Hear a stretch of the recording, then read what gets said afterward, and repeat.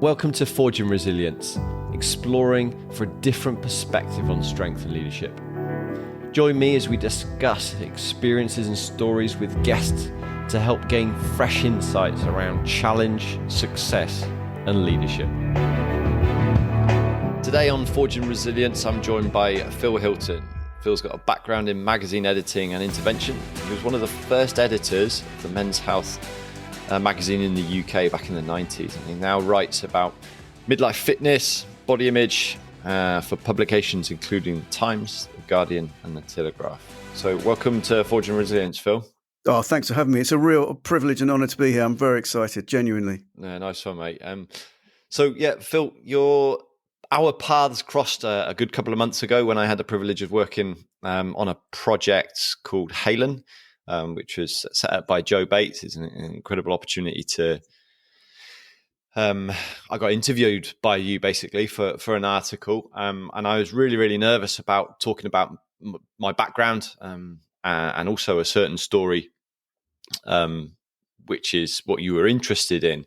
And I was really struck by the compassionate way that you handled my story and that you wrote it, given my impression of reporters and writers. And so, yeah, I was really grateful for the way that you encapsulated, I think, a bit of me through that story without losing the essence of it, and all three of us for that matter. So, yeah, I'm very grateful for your writing ability and sensitivity there, Phil. So thank you, mate. Oh, thank you for being so open and honest for that interview. It was a really interesting piece to do. I'm fascinated by the movement of people who've experienced very stressful situations, then turning towards mental health and helping others who have to deal with their own stressful situations, because there's a certain authority, I think, that comes certainly for us in civilian life from people who've dealt with extremely and almost unimaginably difficult scenarios, who then can turn to us who deal with things every day and say, yeah, here's some help of how to deal with that. I think that's a brilliant positive use of that experience. Yeah, cheers, mate. It's long may it continue, but it's an interesting journey, and I sometimes wonder with my own stuff. You sent me a couple of things to potentially base our conversation on today, and one of them, which is a really interesting interview with a guy who I'm not going to mention actually, but back from the 90s, and I just sometimes wonder, talking that matter of fact about those such high stress environments, I wonder sometimes, does that like separate us from it? And because we think when we're at our desks 9 to 5, the normal daily stress is, if I feel bad like this, imagine what they feel. And it almost, for me, sometimes it almost puts a bigger divide in and weighs even heavier on us. That's something that I've considered with my story, and the one that you wrote about as well. I'm not sure what your opinions are there, Phil. I think I understand that the military protocols that are used in those situations are there for a purpose, in that you cannot have everyone responding emotionally to every situation, I would guess, and be able to function normally. But it is odd to outsiders that a kind of distancing language is used. There's a lot of acronyms, and there's a lot of very, very downplayed, deadpan descriptions of very extreme situations. And it's weird to on the, because for me, if I'm cycling into town and I have a little bump with a car, or someone shouts at me and I shout back, that's an instant. I'm going to be talking about that for days, man. That's going to be like the big thing, and I'm going to be playing it up, and it's going to be life threatening by the time I've got to the weekend. It's a whole big deal. And to hear guys talk about firefights and explosions and what have you, with that sort of things got a little bit choppy today. It's a very, very tight language that always kind of sits on top of the emotions, I guess. But you'll be the one to talk about that. Yeah, it's different people have different ways of coping with things, I think. And if we refer back to the podcast that you sent me, there is there is a way that we speak in the military. And yeah, you're right. It probably is just to cut through sometimes the noise and be quite clear on things without too much emotions being in there. But there's also the Marines have got their own sort of language, and the Army speak a slightly different way. And there's always banter about that the different ways of saying the same thing. A cup of tea can be a wet for the Marines, it can be a brew for the Army, and I don't know what the RAF call it, but yeah, and the list goes on and on and on. But yeah, we're not here to talk about me today, mate. But no, it's fascinating. It's all good. It's part of it, really. No, yeah, definitely, mate. But Phil, give us a bit of a rundown of what's relevant for you and our listeners in terms of your career from magazines and leading to writing for the Times and Guardian and back Telegraph. in the 90s, I dropped fairly effortlessly into the lad mag boom. And I thought, you know how it is when you're young? It was, in fact, a unique moment in publishing history. The sales were absolutely huge. The ad budgets were huge. Success was a given. It was the question was, how successful was each magazine going to be? This was the golden age of FHM, Men's Health, and all those. And I was an editor pretty young, actually, in my 30s. I got my first editorship was Men's Health when it had just been launched. And there was quite a sense of like running to catch up with yourself. So I was a boss by probably 32 of a team of people all with their own ambitions and problems. And I didn't know what I was doing. I wasn't very well trained. The imposter syndrome. Well, in fact, it wasn't imposter syndrome. I genuinely didn't know what I was doing. Did anyone know? Yeah, I guess not, but I can look back at those magazines. I've got them lying around, and they're not very well constructed. They were a success because of the formula and the times they were in.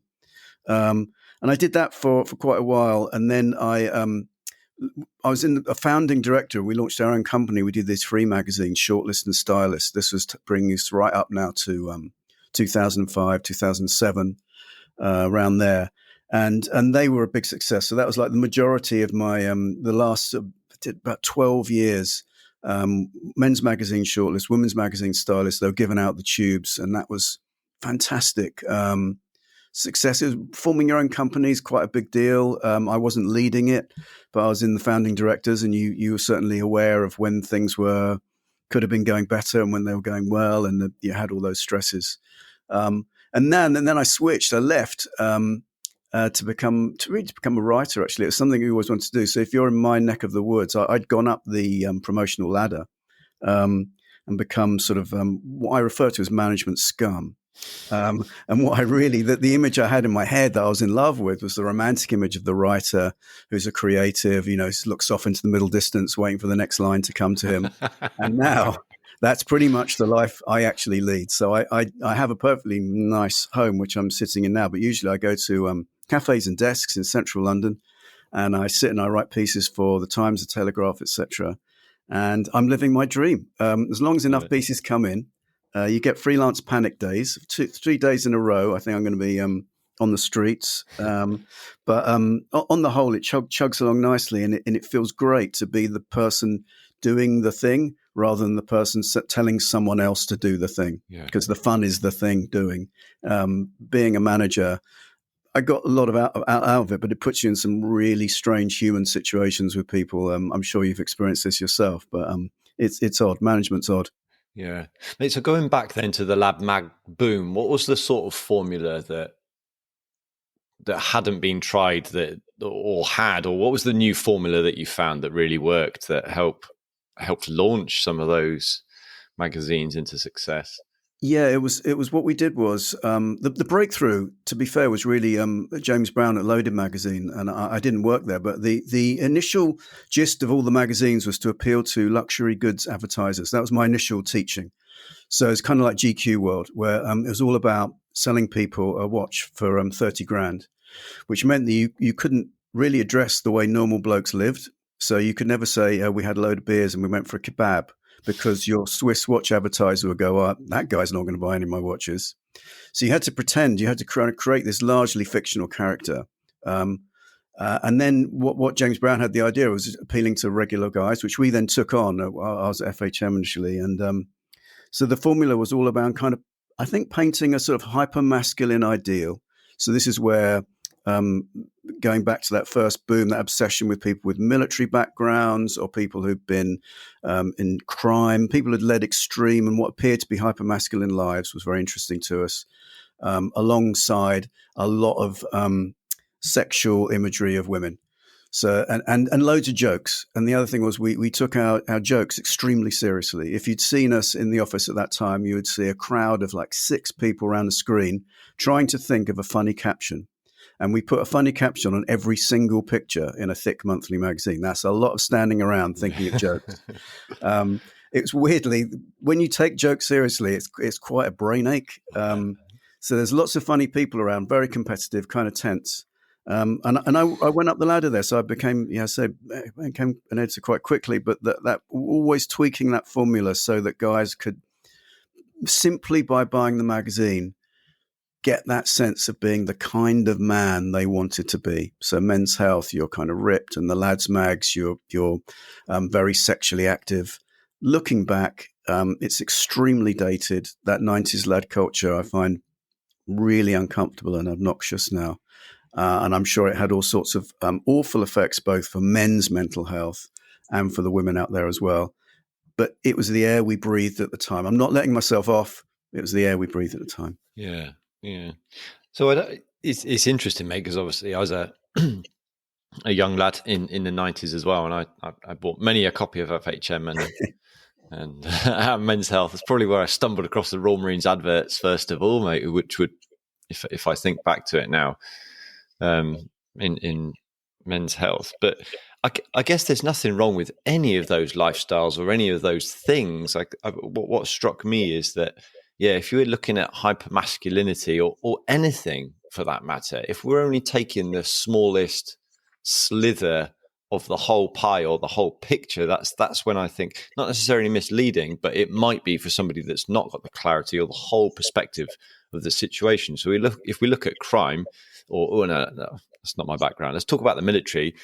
If we look at the military, yeah, it's sometimes some people get to do some really cool things.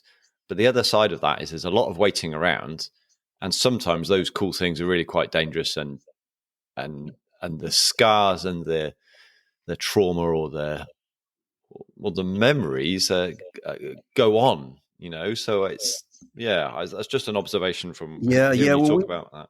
We didn't deal with that, and really mental health all round didn't exist then. It just wasn't a discussion. There was stress. We talked about stress, but we weren't interested. What we were interested in is people abseiling down the side of buildings or dropping out of helicopters, and deeds of daring do. We wanted real life as much like an action movie with Bruce Willis or Arnie as it possibly could. And we would edit the stories in that way. And probably at that time, even if someone had turned and said, oh, and then I've had 3 years of psychological treatment to get me through the scars of that issue, we probably wouldn't have included that bit because it wasn't the cool bit. I think also it was a construction, like a character in a movie that we created through the magazines. We didn't lead that life. I was already in a relationship with the same my wife was with now. I've never taken drugs. I've always looked after myself physically, like a drink. But, I avoided dangerous situations. I always have. I look after my ongoing existence very carefully. I don't do anything that might involve me suddenly dying. And so it was we were doing something, we were selling something that we weren't living, had no intention of living. Certainly I was.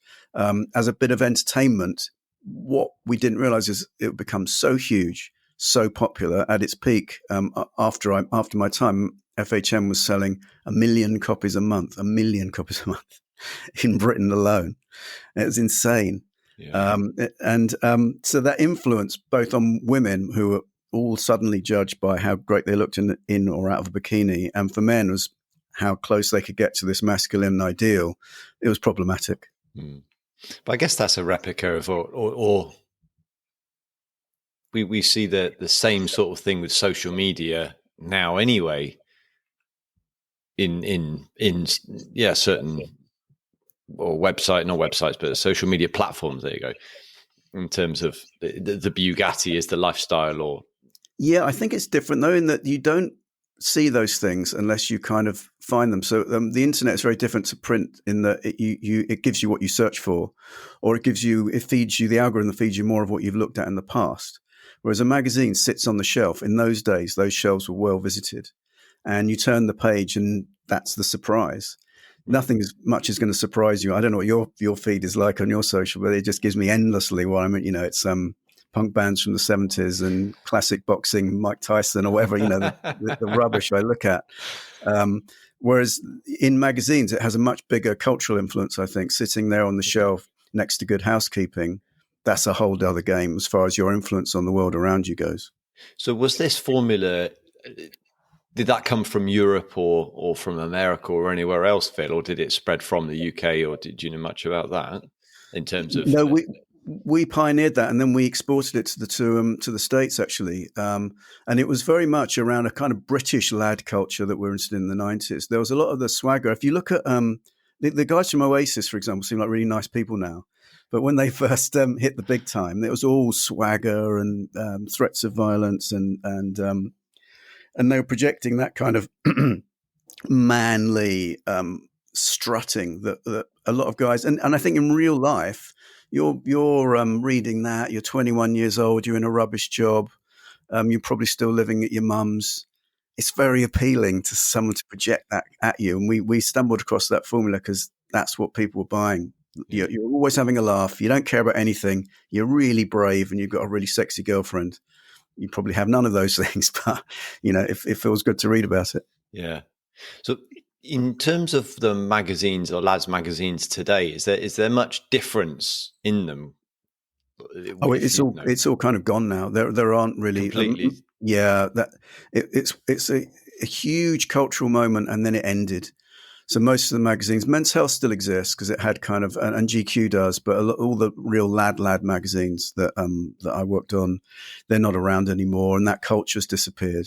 What people do say is that people with younger kids than mine is that online misogyny and online porn is playing a whole other role in their lives.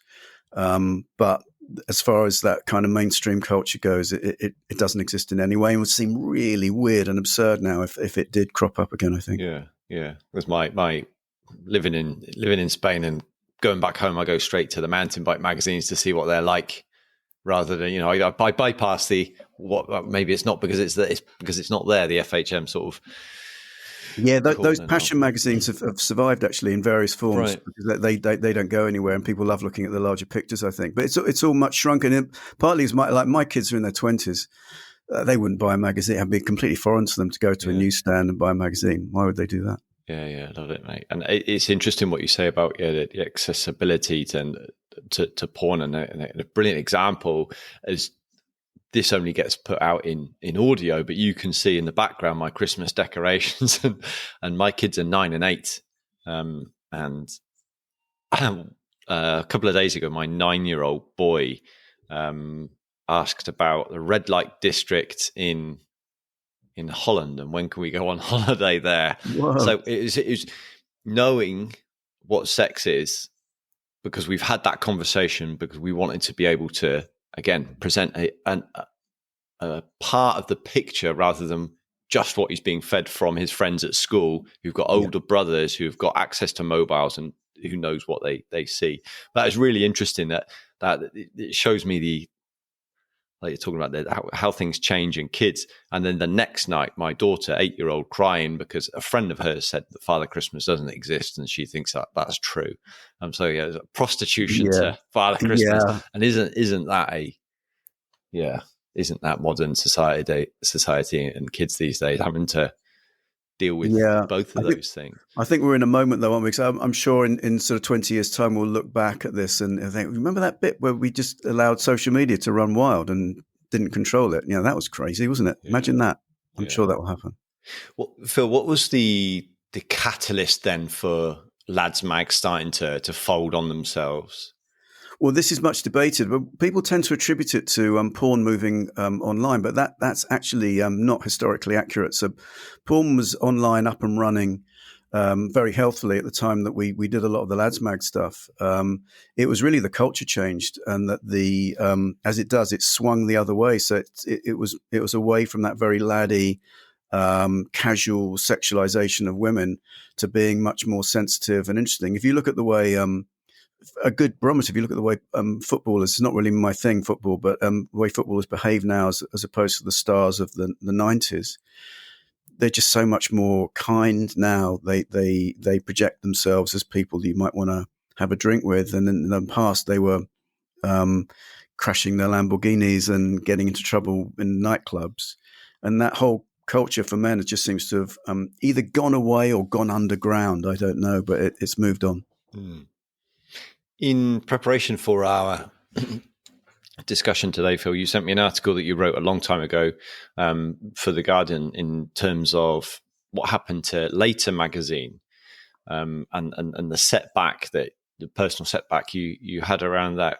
Could you talk to us a bit about that story? Because there's some really interesting things that come out in the article, which I thought we could talk about a bit today, Phil. Yeah, so context, I come off of Men's Health, which is a big success, and I was poached to launch this. They want to launch a new kind of men's mag for the older guy, by which they meant guys in their 30s who are probably having kids and stuff. Because FHM was a big success and Men's Health had been a big success. And they figured that young dads wanted something a bit different. So I developed this thing. So if you develop a magazine, it's quite a few months in the doing. Actually, you have to find all the different slots and work out and research it with people. You're in a secret room because it was very competitive. So you quietly beaver away with a small team of trusted people who've all signed secrecy deals. And then it emerges into the air. And this thing, it just didn't take off. The situation is that it was a monthly, and with each month's sales, I could see it was drifting further and further from target. And they spent a lot of money launching it. It had posters up, it was advertised, and it was failing. And I got more and more and more stressed. And I was in an office on my own. I'm the editor, I'm the boss. Only I have access. The figures are kept a secret because if anyone advertisers get a whiff of it not doing well, and eventually they're published twice a year. And so it's a kind of agonizing, slow death because you wait each month for the disappointing figures to come in. It's a downward trajectory. You get occasional glimpses of hope, but essentially it's not selling. And I really started losing it. So at one point what I would do is go down to the Smiths on my way into work and see how many copies of the magazine were on the shelf. Obviously, that's mad because someone could be refilling the shelves. I knew that. But at the same time, I couldn't help myself. It was a compulsion. If I went near the office with my family at the weekend, it would stress me out, or trigger me just seeing it. I worked in a big tall tower by the Thames, and just seeing it would send me down a path of anxiety. So we had to avoid that part of London. And then finally, I got to the point where there was a big family birthday, and I was there with my parents and the kids and everything.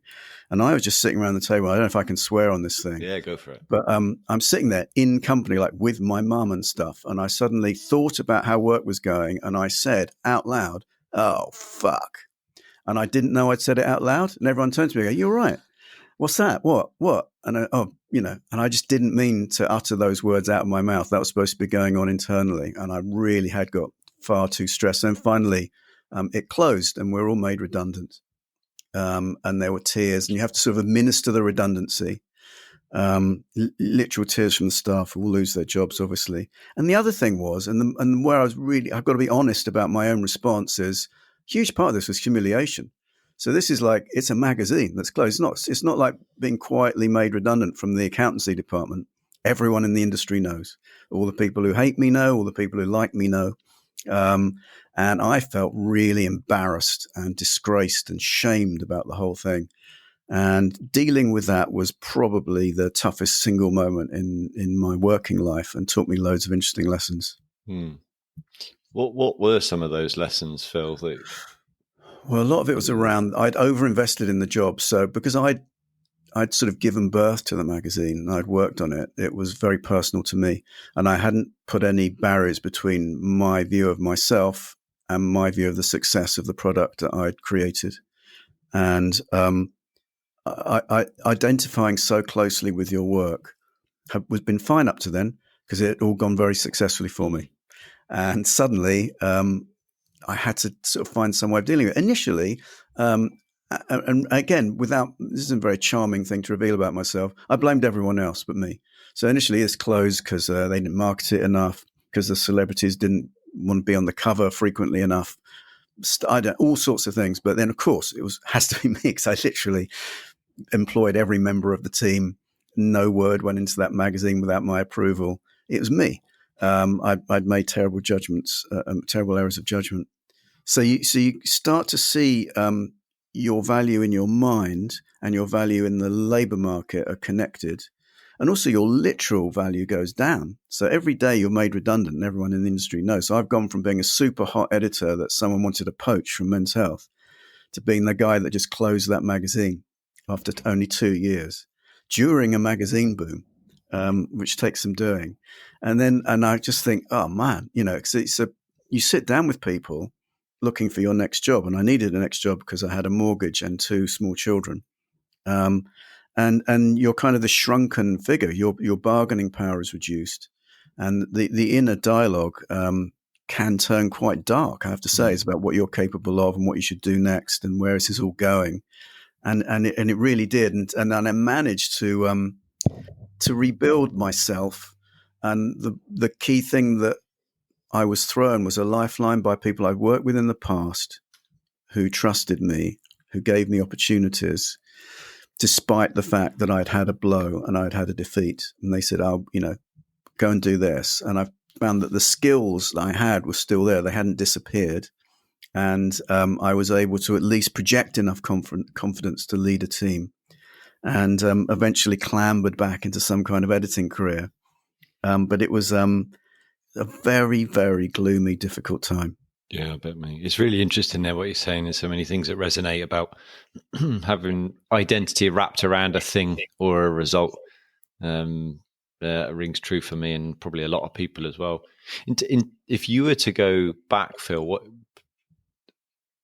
although at the time initially you blamed everybody else and then accepted the responsibility, what might be 1 or 2 things that you do differently? Because as your next employer saw that it's just a thing, it's not you that's failed, and you've probably taken some really valuable lessons there from a work perspective that you're not gonna ignore the second time round. Yeah, the main thing I did was I became very focused on the actual targets of the job I was given, rather than my own personal private agendas. And I'm thinking here about ego. So a lot of the stuff I was doing, I was very taken with the idea that it was going to be original and different and an exciting new invention, which is all about ego. The readers weren't that bothered about how different it is. They wanted what they wanted. People out there are going, I just bought this really different magazine. You're not going to buy a magazine that's very different about mountain biking. You're going to buy one that's good and has the right bikes in. And I lost track of that. So that was, from then on, it was always going to be focus on the audience, focus on the audience. And then it was going to be, remember, it's a job, and what counts is my wife, my family, and my friends. And the job isn't a friend. It appears to be a friend in the short term when you're doing well. And then when the person says, "Oh, you're no longer going to be here next month," you probably won't need to reorder any fresh business cards. Don't get those printed up. You're fine on that front, because you're not going to be here. Your desk, where you buy your lunch, that's all gone for you now. Your family's still there. My wife was still there. My kids were still there. But that's not your mate. It's a job, and that's the relationship. That's the underlying reality of being employed. Never forgot that. Yeah, no, I bet. And again, like I say, alluded to there, that separation thing is so important. So for me in the work that I do, and even in my own life, when things have gone well, I've made that mean I'm good, I'm valuable, I'm valid, I'm lovable. And when they don't, so this year has been quite tough and challenging in terms of clients, but I still feel, thanks to some incredible people and support and a lot of challenging questions and some tears, recognizing it doesn't mean a thing about me. Yeah, that's it's great to hear you say that, especially on that when you're doing something that's not even a team effort. You're doing that yourself, so it's even more easier to mistake for something that's really you. 100%. And this isn't the first time I had to learn this, and so for me, it's a lesson that will probably repeat and repeat and repeat, and yeah, it's just something that I get to hold in my awareness. And like you, I've got certain things that I've learned from that. And it's much more emotional based. How can I generate those feelings of success now? And for me, I know it looks like feeling what I feel, regardless of that's good or heavy or negative or stressful. Doing the things that I love with the people I love. So for me, that's like you said there, spending time with the family, but also getting out in nature, riding my bike, and to continually take those gentle steps towards what I want to do or know that I want to do for the people that I have got in my life and work with, be those friends, clients, or family. So, Yeah, I think what you said about that, because I always keep an iron routine now. Whatever job I'm in, I always have my gym routine, and that's the rails in which I construct my life. Really, stay on those rails, because when I was in very stressed and work was very busy, you tend to sort of let the boundaries go either way. So I can work on this at 12 at night. I might not work out today.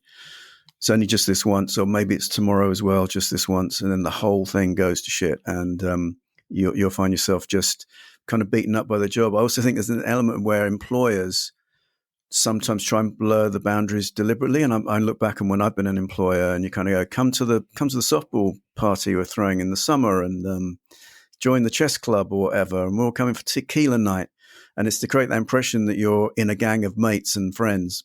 You're an employee. You're being paid. When it doesn't make sense to pay you anymore, you're gone. Yeah. I think the thing is to recognize that, isn't it, and learn to value ourselves for who we are. Yeah, it's not an immoral system. Being paid for your work is totally fine. Just don't lose track of what's really going on.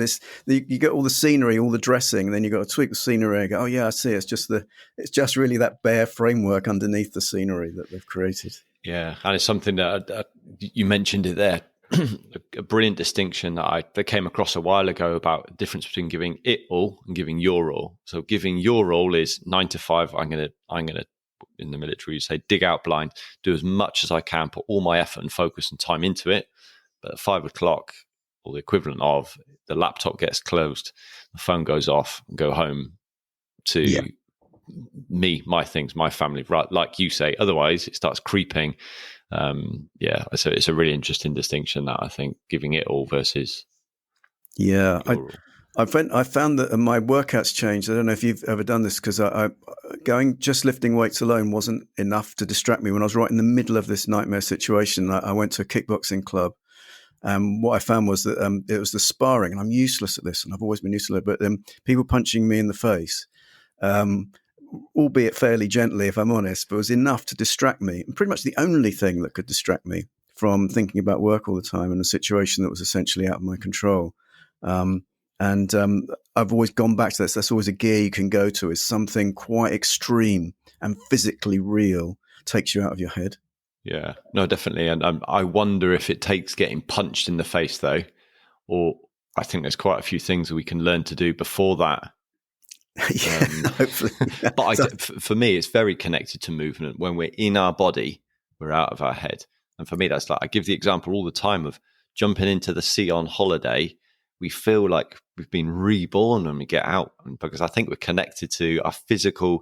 So if people aren't into meditation or aren't particularly spiritual, it's because that is accessible quite a lot more than people realize, those sorts of feelings. Yeah. They have to be practiced, but it's why when we get out the sea that we feel the warmth of the sea, probably taste the salt in our mouth from the sea. And you know what I mean, that we feel the sun on our face. We're physically connected to the physical feeling in our body, rather than making it mean something in our head. Yeah, I'm still not good at this, and I'm still trying to learn how to be better at that. I'm a big overthinker. I'm often in the past or in future consequences and not in the moment. And it's a habit I've always had. Sometimes it works to your advantage when I'm writing and stuff. It's good for that. Yeah. But it's not good for me, or often for people around me. Now my children are older. If they're around me, they can sense when my mind's drifted off into some weird stress tunnel. I'm going, where have you gone? What's going on? Yeah. We've seen that guy before. So, Phil, after that, the closure of that magazine, how did you, or what did you do to get yourself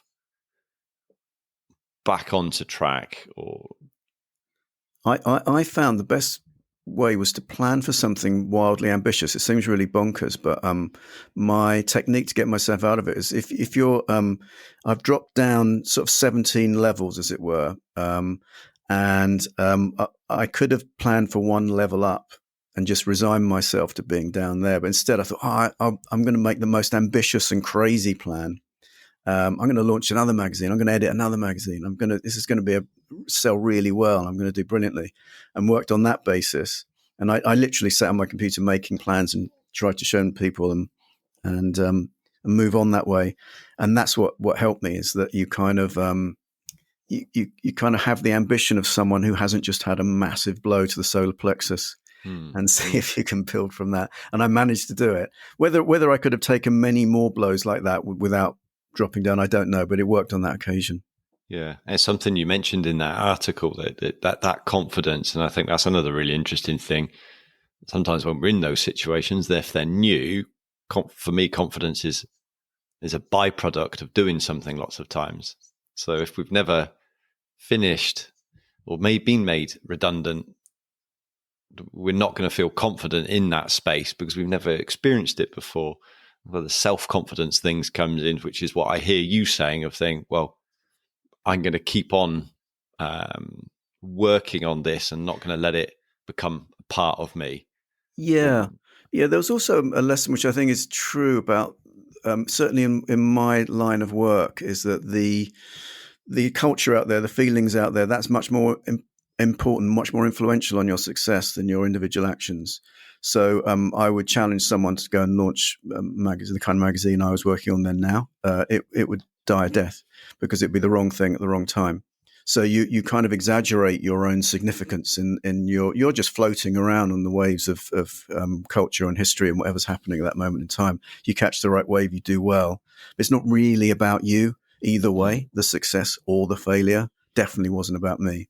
They weren't that great, those magazines that were really successful. And the ones that flopped weren't that bad. It's just, that's the way it went. That's the way the wind was blowing. Yeah, exactly. Love it. I've used loads of different nature metaphors there. Almost a terrible thing for a writer. I think I had waves, and I'll get clouds in a minute. I don't know where I'm going. Well, you've separated stuff. You've parted the cloud there, mate, so you can see see where you're going. Thanks. Yeah. Going back to something you talked about right at the beginning of staring off into space and waiting for the lightning bolt of creativity to hit you, Phil. When you are working on something, do these publishers get in touch with you and ask you to write something, or do you offer them certain pieces of your work from stories or experiences yourself, mate? It's a mixture of the two. My pitching game isn't that strong, so I'd say probably 1 out of every 5 of my pitches makes it through. Most of them are politely declined, and I have to work on my pitching resilience. And then because I've now got a shtick around being like older fitness dude mainly, they come to me with stuff about which is laughably called midlife. I'm 60 years old. It's not very mid in mathematical terms, but it's it's probably like those military phrases. It kind of slightly disguises an uglier truth. But yeah, so they come to me for those. I'm the go-to guy. That's a double-edged sword, and it can be slightly limiting, but it's also good to have a brand that you're known for. So I've built that up, and it is for me, fitness is a genuine passion. I'm obsessed, and every single fitness expert I speak to, I believe 100% in what they say, and I adopt their program for about a month. And then I go on to the next person's program, and every time I'm completely sold on animal movements or pull-ups or whatever it is. It's going to change my life. Love it. And sometimes it does, though, I bet. But not often. They're pretty much all good, to be honest, and you just have to mix them up. But it's just that they often have a kind of very absolute, what you want to do is pull-ups. Everything else is a waste of time. Is it? All right. And it turns out not to be the case, but the pull-ups are good. That's it. Yeah. It's really interesting because I just finished a session before I came to speak to you, but I had that insight again. And it reminds me almost a bit like a relationship. It's just, I am with my wife because it's a choice. She's not the best woman in the world, but neither am I the best bloke in the world. You know, there is a connection, and it's a lot of work. And it's just like the trainer that I'm with, Andy McKenzie. I'm not sure if you've spoken to or not, actually, but is the system the best system in the world? Maybe not. He doesn't say it is, but it works for him, and it definitely works for me. So it's finding it and working that plan, because it's definitely sexier stuff that I would sometimes rather be doing, as you've alluded to there. But if it gets the results, what keeps us going. Exactly. And also I'm confronting being 60, and I've got a lot more interested in mobility and balance. Still quite vain. And I lean into that, to be honest. I still like my arms to look good in a t-shirt in the summer. I say look good. I mean, I'm 60, so how good they're going to look? Slightly wrinkly, but muscly arms. I want to look, the measure is, which my wife always laughs me about, good for a man of his age. That's what I'm aiming for. I don't want to look 23, good for a man of his age, and no beer gut and stuff. So I work on all that, and it gets you through, but you have to change your whole workout. I mean, it's like, it's not, I remember back squatting in my 20s, and then having to sort of half crawl to A&E because I'd slipped as I was putting it back on the frame. My technique was rubbish and I hadn't warmed up properly. And then going in, I could hardly breathe. When I don't know if you ever had it, but everything goes, all the tendons are like stretched out and every breath was painful. And they said, there's nothing I can do for you. Just like, sleep on a hard mattress. Good luck. Take a pill. I haven't, luckily, mate. Luckily, I haven't. But going back into staring off into space and creativity, it would be rude not to talk a little bit about that process, given the myths there are around creative types having all this ideas and insights into writing. What's some of the things that you teach or talk about or even practice yourself, Phil, when you've got to produce a piece of writing to set yourself up? Yeah, well, the first thing that usually people do wrong, and that I can do as well, is they try and write something in a writing-y way. So when they sit down to write, they're not thinking about the way they speak, the way they communicate to a friend. They're thinking, I'm now doing a piece of writing. It's a sort of weird performance, and I have to use a whole other set of language, vocabulary, and rhythm that I'm not used to. Instantly, you sound unnatural and odd. And it's quite hard to think like that because it's not really you. So I usually... when people are going to write something, say, imagine your audience. You've got to walk into a pub. You don't know anyone, and you've got to walk up to a table. You've got to get their attention and explain what you're on about before they look back at their pints and carry on talking because they don't know you. That's how quick and easy to understand this has got to be. If you're going to get their attention, that's how it's got to be. And then that sort of calms people down, clarifies it a bit. The smoke and mirrors around creatives, I hate. I hate the word creatives. Because if you say I'm a creative, that implies that it's intrinsic to you as a person. You are doing some creative work. You are not a creative because that defines the person in the other department as an uncreative or a non-creative, and they can't do it. Of course they can. So you sweep that away.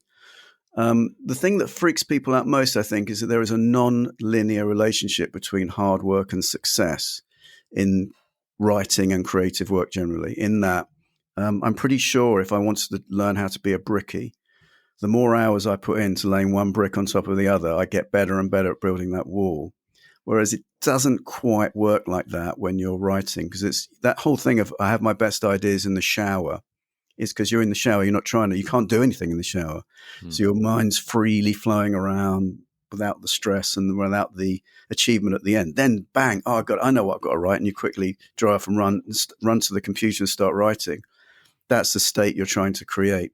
So people get anxious because they know they can't grit their teeth through creativity and work it, and it's going to come out brilliantly. And that freaks everyone out. I don't blame them. It is a problem. The other tip is to think about the absolute truth of what your audience wants and what you really, really think about everything. So a typical exercise I'll do with people if I'm doing a writing session is to say, the worst holiday you ever had. And what people do is they go, holiday jokes. I've got diarrhea, got the plane not turning up. And what they're doing is they're referencing previous jokes and things that they've read or seen in movies about holidays going wrong. They are not thinking back into the absolute truth and detail of their worst holiday. Where were you? Precisely which bit of Italy were you in? What was the building site like next door? What did the building site really sound like? Was it really pneumatic drills? It wasn't, was it? You're exaggerating, aren't you? The truth will be funnier. The truth will be better. Right. Yeah, that's really, really interesting. Yeah. And in terms of mate, there's going to be a pause on I'm going to make a note of this. I'm going to edit it out myself. I had something, it's gone. Oh, sorry. No, it's going. It's fine. I was so caught up in what you're saying. A question came and I held it too long. Yeah, it's around writing the truth, and there's some sort of formula or structure to help practice that. I think that's what it was. How can we? So yeah, there you go. So what's a rough structure we can use? Yeah, let me come back. So what's a rough structure that people could use then if they are writing pieces, be that on LinkedIn or an email or even a story or something, Phil, that to roughly give that sort of framework to their piece if it's very generic?